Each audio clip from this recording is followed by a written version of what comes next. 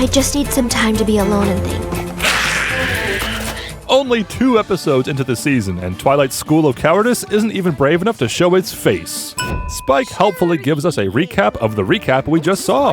Look on the bright side, but now you've got time to do other stuff. Time to do all the stuff the main 6 had to scrap in order to open the school in the first place. See, Spike gets it. While it may be customary in your household, AJ, most ponies would not be pleased about dripping apple mash into their bed. Nothing brightens my mood like a new ensemble. Whose mood is this objectively ugly dress brightening?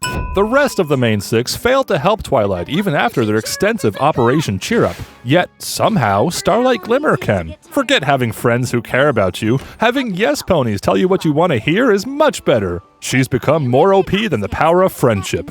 Every pony's already tried to cheer me up. You'll have to excuse Twilight. She's from a different time. She didn't mean to use that racist slur, or perhaps she's just implying Spike didn't even try. Twilight can write her own rules because she's doing something important, not because she's an alicorn ruler with higher authority than Naysay. No, as long as she feels this importance in her heart stronger than he feels it in his, Twilight can do whatever she wants. Why we're doing this is way more important than how we're doing this. The end justifies the means is usually a line you hear from the main villain of your show, not the main protagonist. Applejack almost catching Rarity with a lasso is still more canon than Apple Dash. Twilight's front legs aren't connected. Confetti cannons for every creature? Pinkie Pie's newfound love of inclusive language and her love of the Second Amendment cancel out into perfect centrism. Politics, Rainbow! Rarity's nostrils disappear. Pinkie's multiple party cannons appearing out of nowhere undermines the emotional weight of losing one in the gift of Maud Pie.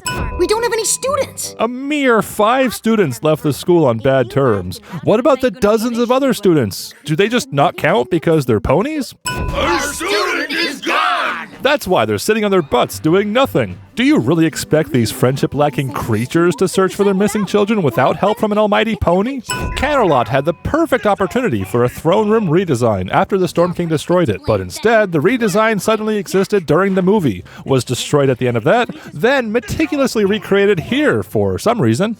The collective kingdom rulers all just happened to come to the same conclusion about their missing kids, and all just happened to travel to Canterlot to complain about it at the same time. It's all Pony's fault! You're pretty quick to blame them. What are you hiding, yak? So were you. You're here at the pony capital city too, for some reason. Please, every creature. Twilight just coined this word for the first time in the previous episode. Celestia sure is quick to jump on this new trend she heard about off-screen. They ran away to stay together. I can't believe it! Twilight is excited to hear the students ran away from home. They could be starving, lost, or dying in some dark alley somewhere, but at least they learned her version of friendship first. Except, you know, the entire previous episode was about the students learning friendship despite Twilight's failure to teach it. Could this premiere be any more confused? Random outbursts of aggression for no reason other than because episode's got an episode.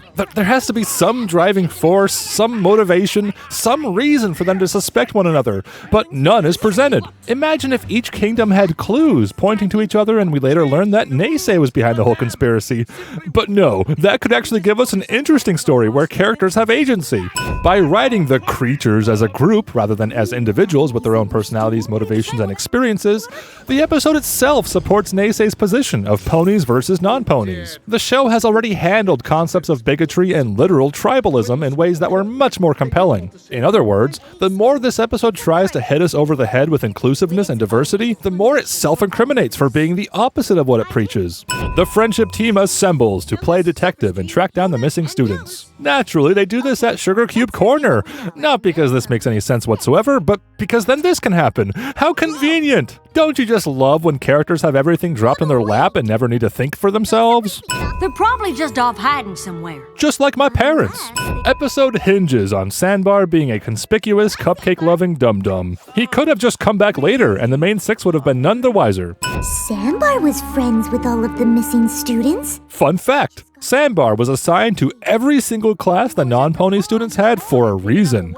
He is their mole, planted to keep an eye on those sketchy creatures. Explains his lack of stealth in this scene. Headcanon accepted. I just found stairs! Are we meant to believe she spent all of this time exploring the castle and never noticed the stairs around her? Or the ones at school? This is getting boring. We're at DEF CON 2. The kids are losing interest and are dangerously close to defecting to Subway Surfers. Yeah, we're just doing what the script says. I don't know Quick, throw some conflict at them. We have to let the story progress. We don't have anything else to put right here. We didn't set anything We're else. halfway through the second of a two-parter. What do you mean nothing's been set up? Do you think you're writing Citizen Kane? Just throw in a new monster or something. Much better. We can probably even make toys of that. This is the moment they could have calmly walked away and avoided trouble. Instead, the students pick a fight with these animals and debate the best way to beat them. Puckwudgies wait their turn and also politely wait for conversations to finish. This Puckwudgie leaves behind either a leftover animation guide or a bloody footprint. Guys, they're getting really close. Actually, Sandbar, some of them are further away now than they were at the commercial break a minute ago, so whatever you did during that seems to repel them. Quick, anyone got some gack? Yona not scared. Yona have friends. Yona not scared, but running headfirst into danger, then deciding not to walk away from the slowly moving danger is certainly not brave either. Students just sit around and wait to be rescued, instead of, just leaving. We've seen them all flying together, and Ocellus is so OP that she could change into anything imaginable. They have no reason to sit here helplessly, except to distract us from how incredibly convenient the rescue is. In case you weren't paying attention during that really amazing and really cool scene, we'll talk about how cool and amazing it was immediately following it, and multiple times. Is every creature all right? Twilight's still pushing that word like a forced meme everyone's already sick of. Looks like the battle with the Puckwudgies had a casualty after all.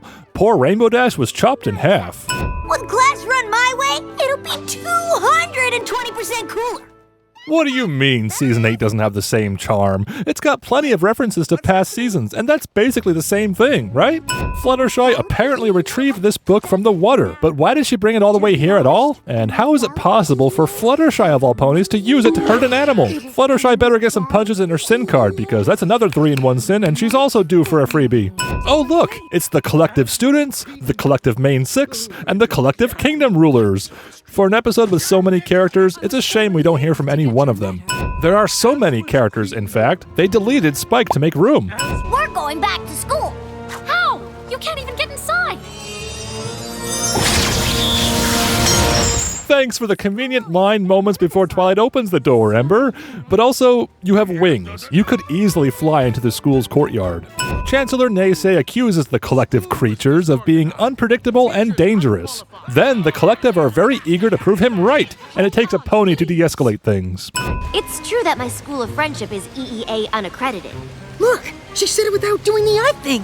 The joke about Twilight's eye thing is the only idea presented by the episode that is actually set up, then later has a payoff. Compared to the rest of the episode, this gag is absolute cinema. Yona's braids are used as a transition, but they forgot the transition. See? Look how not cider these drinks are. This is clearly apple juice, so far removed from the concept of cider that we even watered it down to no longer having color. The only rule here is to find your way. Twilight's book better include an extensive list of exceptions and definitions for that rule.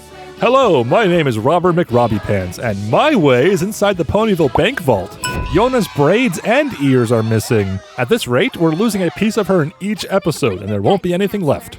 15% of this episode's runtime is devoted to Twilight selfishly moping because of her school shutdown. In the past, we've seen Twilight in much more dire situations, where her reaction was either comedic sarcastic detachment or downright inspirational determination. And those were life-threatening conflicts with ample motivations and stakes, not whatever this is. When things get rough, Twilight has always been uplifted by her friends, but this is the first time in the entire show where friendship outright fails and self-righteous moral superiority prevails instead. This premiere didn't even try to do anything other than poorly introduce a new toy and make this My Little Pony cartoon less fun, less cartoony, and also less pony. I'm gonna tell you what you did wrong. The School of Friendship doesn't matter.